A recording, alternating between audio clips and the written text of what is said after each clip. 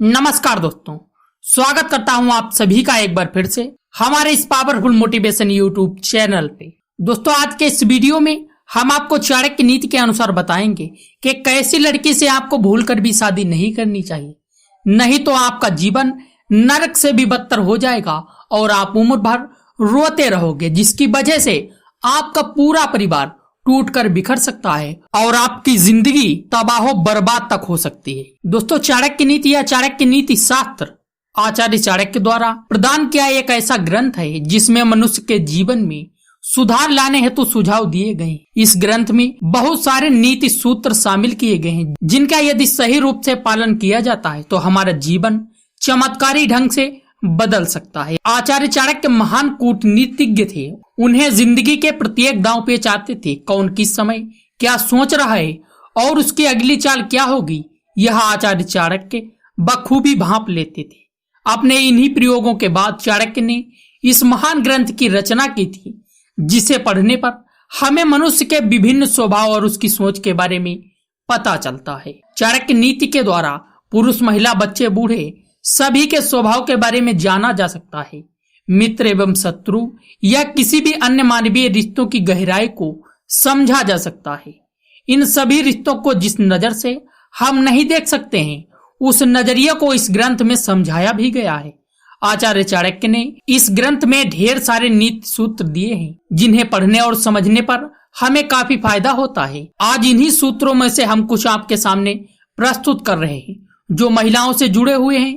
चाणक्य ने महिलाओं के बारे में काफी कुछ कहा है। उनका स्वभाव, उनकी फितरत, उनकी सोच और वे किस समय किस तरह से बर्ताव करती हैं, इन बातों पर खास अध्ययन किया है आचार्य चाणक्य जी ने। दोस्तों, चाणक्य जी कहते हैं कि महिलाएं भरोसा करने लायक नहीं होती। यह सुनकर शायद आपको गुस्सा आ रहा हो, लेकिन उनके ऐसा कहने के पीछे भी ठोस तथ्य शामिल हैं।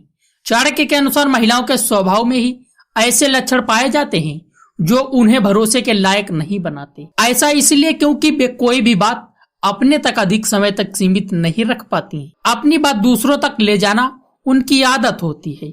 इसीलिए आप उनसे जो भी बात बांटेंगे वह दूसरे व्यक्ति तक ना जाए, इसकी गारंटी कम होती है। इसीलिए चाणक्य महिलाओं को भरोसेमंद नहीं मानते हैं। दोस्तों, स्त्रियों के सामान्य लक्षण के अलावा चाणक्य ने उनकी कुछ ऐसी बातों को भी नीति शास्त्र में सामने रखा है जो उन्हें शादी के लायक नहीं बनाती हैं। चाणक्य के अनुसार कुछ स्त्रियां ऐसी होती हैं जिनसे भूलकर भी पुरुषों को शादी नहीं करनी चाहिए। कैसी स्त्री से विवाह करना चाहिए और कैसी से नहीं। दोस्तों, चाणक्य जी के अनुसार सुंदरता ही सब कुछ नहीं होती है। यदि कोई पुरुष केवल स्त्री की सुंदरता देखकर उसे परखता है और उसी के आधार पर उसे पसंद करके विवाह कर लेता है, तो यकीन मानो उससे बड़ा मूर्ख इस पूरे जग में कोई भी नहीं है। दोस्तों, विवाह के लिए स्त्री के संस्कार, उसका स्वभाव, उसके लक्षण, उसके गुण अवगुणों के बारे में जानना चाहिए। इन सभी तथ्यों पर विचार करने के बाद स्त्री का विवाह के लिए चुनाव करना चाहिए।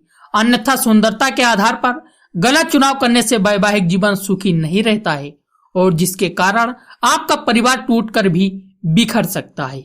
आचार्य चाणक्य ने अपने इस श्लोक में स्त्री के संस्कारों पर खास महत्व दिया है। वे कहते हैं कि अच्छे संस्कारों वाली स्त्री घर को स्वर्ग बना देती है। वह पति और उसके पूरे परिवार का ख्याल रखती है, लेकिन बुरे संस्कारों वाली स्त्री सब कुछ तहस नहस बर्बाद कर देती है।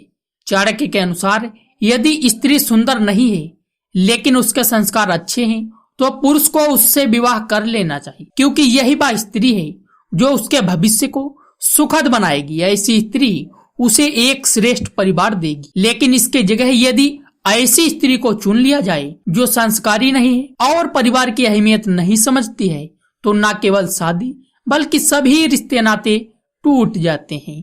ऐसी स्त्री अधार्मिक होती है, वह रिश्तों पर विश्वास नहीं करती, पल पल बाद रिश्तों को तोड़ने का विचार करती है। ऐसी स्त्री परिवार के सुख के बारे में विचार नहीं करती बल्कि सभी को दुख पहुंचाती है। ऐसे चरित्र वाली स्त्री न केवल विवाह के रिश्तों को खराब करती है बल्कि पूरे कुल का नाश करती है। वह उस पूरे परिवार को समाज के सामने बेइज्जत करती है। इसीलिए विवाह के लिए हमेशा संस्कारी स्त्री का ही चुनाव करना समझदारी है। सुंदरता मन की देखनी चाहिए, तन की नहीं। तो दोस्तों, आज का वीडियो बस यहीं तक था। दोस्तों, अगर वीडियो पसंद आया हो तो वीडियो को लाइक कमेंट शेयर करना बिल्कुल भी मत भूलना। और यदि चैनल पे नए हो तो चैनल को सब्सक्राइब करके बेल आइकन को प्रेस कीजिए। तो चलिए दोस्तों, मैं मिलता हूं आपसे किसी ऐसे ही ज्ञानवर्धक वीडियो के साथ। तब तक के लिए जय हिंद, जय भारत।